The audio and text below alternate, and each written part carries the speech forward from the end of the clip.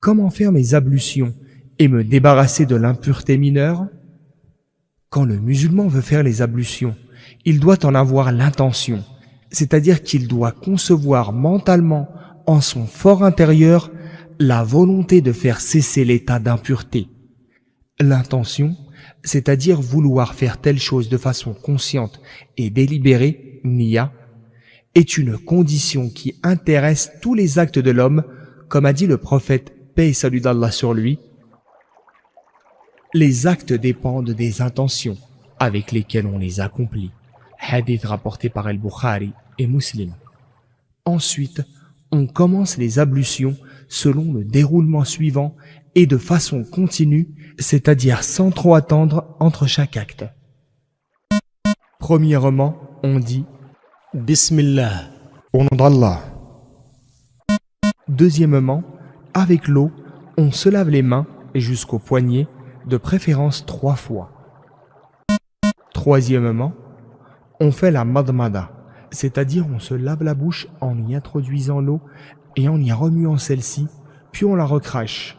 Il est conseillé de le faire 3 fois. Ce qui est obligatoire, c'est le faire au moins une fois. Quatrièmement, on fait l'istinshaq, c'est-à-dire on aspire l'eau avec le nez, puis on le fait sortir en faisant l'istinsal, c'est-à-dire en expulsant l'eau à l'aide de l'air qui sort du nez. Il est conseillé de le faire avec intensité, sauf si cela cause un préjudice, il est recommandé de répéter cela 3 fois. Ce qui est obligatoire, c'est de le faire au moins une fois. Cinquièmement, on se lave le visage. Celui-ci est délimité en haut par la partie supérieure du front, là où ordinairement commence le cuir chevelu, en bas par la partie située sous le menton et sur les côtés d'une oreille à l'autre, mais celles-ci ne sont pas incluses dans le visage. Il est conseillé de faire cela 3 fois, ce qui est obligatoire, c'est de le faire au moins une fois. Sixièmement, on se lave les avant-bras, depuis les bouts des doigts jusqu'aux coudes. Les coudes sont inclus dans le lavage. Il est recommandé de répéter cela 3 fois, ce qui est obligatoire, c'est de le faire au moins une fois.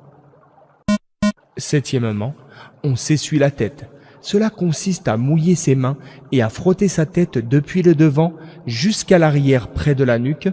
Il est conseillé de refaire le chemin inverse avec ses mains en essuyant cette fois vers le devant de la tête. Il n'est pas conseillé de répéter cela 3 fois, comme cela est le cas pour les autres membres. Huitièmement, on s'essuie les oreilles, c'est-à-dire